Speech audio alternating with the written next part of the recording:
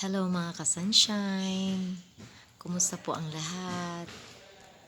Ito po ang inyong lingkod na napagod.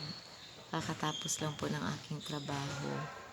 Ah, Talagang sinagad no ang oras habang may panahon pa na kasi pinapalamig ko po ang aking laptop.